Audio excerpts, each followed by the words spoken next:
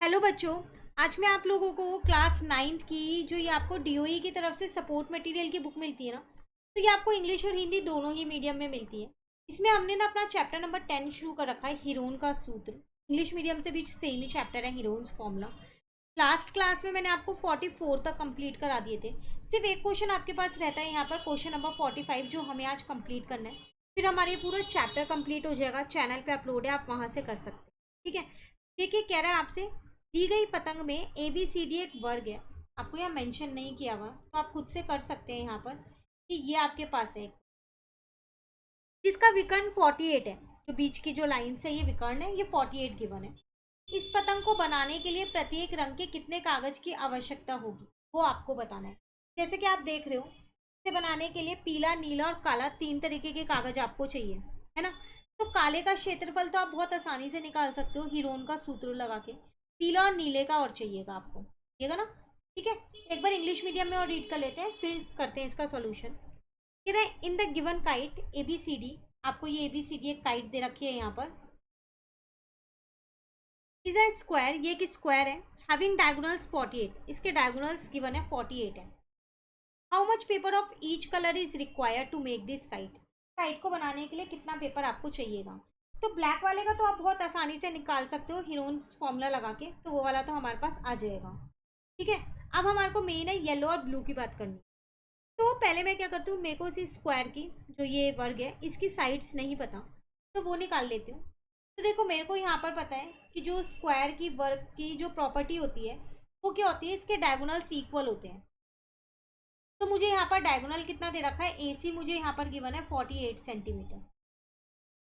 और मुझे पता है एंगल ए की बात करूँ मैं, चाहे एंगल बी की, चाहे एंगल सी की और चाहे एंगल डी की, सारे ही एंगल इसके 90 डिग्री के होते हैं। ये इसकी प्रॉपर्टी है, हर एक एंगल 90 होता है। ठीक है। तो अब मैं यहाँ बात करती हूँ in triangle A C D की।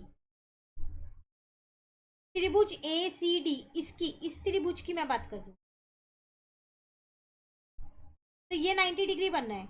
तो इसमें मैं अपनी पाइथागोरस थ्योरम लगा सकती हूँ, लग जाएगी। तो वो कैसे लगेगी, ए सी का स्क्वायर इज इक्वल्स टू में ए डी का स्क्वायर प्लस में सी डी का स्क्वायर। ए सी मुझे कितना पता है 48, तो 48 का स्क्वायर। ए डी मुझे नहीं पता, छोड़ दो। सी डी की भी जगह ना मैंने ए डी ही लिख दिया। क्यों, क्योंकि मुझे पता है ए डी जो है वो सी डी के इक्वल है। वर्ग की, स्क्वायर की तो सारी भुजाएं और साइड्स इक्वल होती है ना, तो इसलिए मैंने उन्हें इक्वल कर दिया। क्लियर है यहाँ तक। तो अब 48 इंटू 48 आप करोगे तो 2304 आ जाएगा, और यहाँ पर 2 ए डी स्क्वायर आ जाएगा। तो यहाँ से मेरा ए डी स्क्वायर निकल जाएगा 2304 डिवाइडेड बाय 2 करके, तो वो आ रहा है मेरे पास 1152। ए डी स्क्वायर आ गया 1152। अब सबसे पहली बात, मुझे 1152 के फैक्टर्स देखने पड़ेंगे। तो ये 2 की टेबल में मेरे पास आता है 576 पे, अभी भी ये 2 की टेबल से जा रहा है 288 पे, अभी भी ये 2 की टेबल से जा रहा है 144 पे। ठीक है। अभी भी ये 2 की टेबल से जाता है 72 पे, अगेन 2 की टेबल पे जा रहा है 36 से, फिर 2 की टेबल में ये किस पे जा रहा है आपके पास 18 पे। 2 9 जा, 3 3 जा, 3 1 जा, तो मतलब ए डी आपके पास कितना आ जाएगा, एक एक लेंगे ना, इन दोनों 2 का एक, इन दोनों 2 का एक, इन दोनों 2 का एक, इन दोनों 3 का एक, एक 2 बच जाएगा। तो 2 इंटू 2 इंटू 2 इंटू 3 और √2। ठीक है। तो 2 2 जा 4 2 जा 8, 8 3 जा 24, √2 आपके पास क्या आ गया 8। ये आपने साइड निकाल ली। अब जितना ए डी है उतना ही ए बी है, उतना ही बी सी है, उतना ही सी डी है, सारी भुजाएं क्योंकि बराबर होती है। क्लियर है। तो यहाँ से मैंने एक भुजा निकाल लिया। अब मैं अपना एरिया निकाल सकती हूँ यहाँ, एरिया ऑफ स्क्वायर या फिर वर्ग का क्षेत्रफल। तो वो होता है मेरे पास साइड इंटू साइड। साइड अभी मैंने क्वेश्चन में निकाली है। ठीक है। तो 24 इंटू 24 करना है और इंटू में 2 करना है, क्योंकि रूट से रूट कट गया। तो ये मेरे पास एरिया निकल के आ गया। क्लियर है? तो अब आप एरिया निकाल सकते हो किसका, येलो पार्ट का। कैसे निकलेगा, इसको आधा कर दो तो 576 सेंटीमीटर स्क्वायर। सेम ऐसी एरिया ऑफ ब्लू पार्ट भी निकाल सकते हो, तो वो भी 576 आएगा। ठीक है, तो सेम पीले का और नीले का आपके पास क्या आ गया यहाँ पर, पीले का क्षेत्रफल भी इतना आ गया 576 और नीले का भी क्षेत्रफल इतना आ गया 576। ठीक है, अब क्या करना है हमारे को, काले का और निकालना है।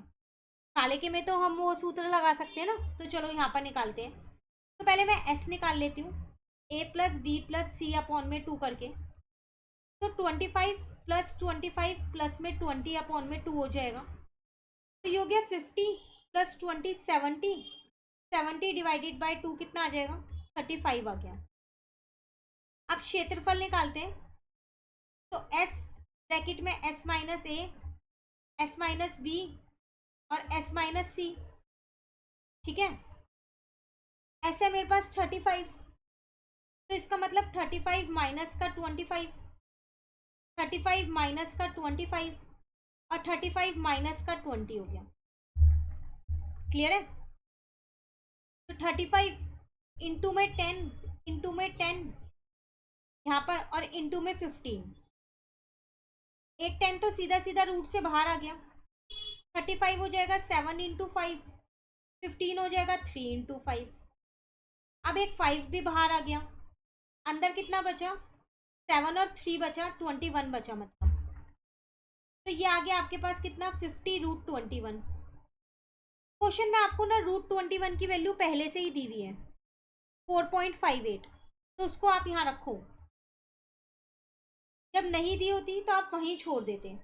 ठीक है, तो आपके पास आ गया 299 सेंटीमीटर स्क्वायर।